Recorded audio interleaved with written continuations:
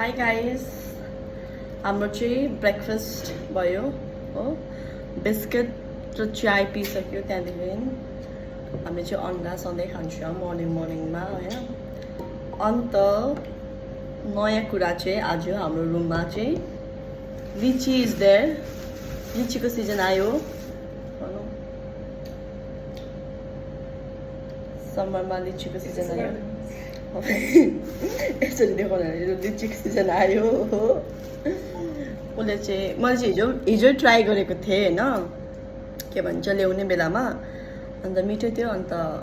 म चाहिँ अञ्जलीलाई सोध्नु चाहन्छु कि कस्तो थियो लिची भनेर अञ्जली हजुर म्याम तपाईँलाई चाहिँ लिची कस्तो लाग्यो होला है लिची त अब सबैको फेभरेट हो होइन मिठो छ गुलियो छ एज आई एक्सपेक्टेड होइन